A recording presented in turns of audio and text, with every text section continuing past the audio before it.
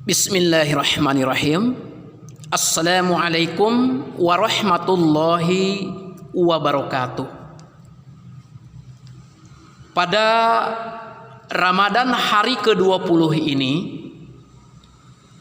daras dengan tema keutamaan pengorbanan.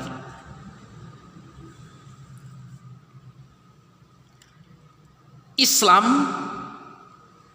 tidak mengenal seseorang menyatakan cintanya kepada Islam hanya sekedar teori atau ucapan belaka. Tetapi kecintaan itu harus diimplementasikan dengan amal dan praktek. Dalam Al-Quran dia berfirman, A'udzu billahi minasy syaithanir rajim. Alladzina yuqimunas salata wa mimma razaqnahum yunfiqun.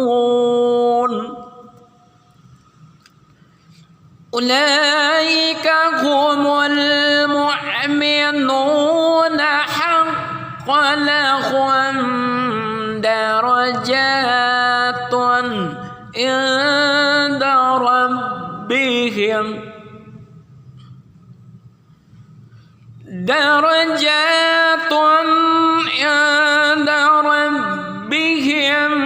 wa maghfiratan wa rizqan karim.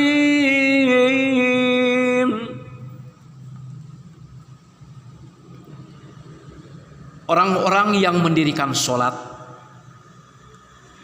dan yang menafkahkan sebagian rizki yang kami berikan kepada mereka,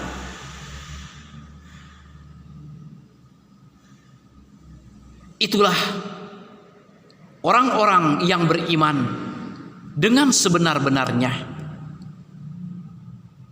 Mereka akan memperoleh derajat ketinggian di sisi Tuhannya dan ampunan serta rizki yang mulia. Al-Anfal ayat 4 dan 5. Kemudian menyangkut apa yang dibelanjakan adalah dari yang terbaik, baru seseorang akan meraih keridhaan Allah Ta'ala. Sebagaimana firman-Nya, lan tanalul birra hatta tunfiqu mimma tuhibbun. Kalian sekali-kali tidak akan mencapai kebaikan yang sempurna selama kalian tidak membelanjakan apa yang kalian cintai. Yang dimaksud albirro, kebaikan, di sini adalah harta. Sebagaimana jelas dari firman-Nya, wa innahu lihubbil khairi lasyadid. Al-Adiyat ayat 9. Dan sungguh manusia sangat mencintai harta. Jadi, untuk meraih kebaikan hakiki perlu terus membelanjakan barang yang dicintainya. Bersumber dari Hazrat Hasan radhiyallahu taala anhu bahwa Nabi Shallallahu alaihi wasallam seraya mengutip firman Tuhannya bersabda bahwa Allah Subhanahu wa taala berfirman, wahai anak cucu Adam, raihlah ketentraman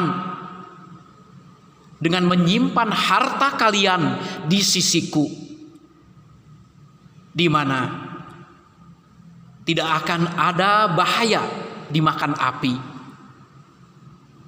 tidak akan tenggelam, dan tidak khawatir ada pencurian. Khazanah yang kalian simpan di sisiku akan aku kembalikan sepenuhnya kepada kalian pada saat tak kala kalian merupakan orang yang paling memerlukan harta itu. Ini dalam Tabrani. Kedatangan Imam Mahdi alaihissalam adalah untuk menghidupkan agama, menegakkan syariat. Kedatangan Imam Mahdi merupakan kedatangan kedua Rasulullah Shallallahu Alaihi Wasallam yang sudah ditakdirkan akan merupakan kehidupan dan kebangkitan kembali Islam di akhir zaman. Dengan kembalinya Rasulullah Shallallahu Alaihi Wasallam secara rohani ini, tentu menuntut adanya kesamaan kedua zaman tersebut dalam ihwal semangat dan pengorbanan. Di zaman awal, Islam diserang dari segala penjuru dengan kekuatan pedang. Karena itu, umat Islam menghadapinya dengan kekuatan pedang pula. Sementara di akhir zaman, kecintaan terhadap dunia telah mengepung dari segala penjuru, dan Islam terus mendapat ancaman baik secara moral maupun material. Oleh karena itulah,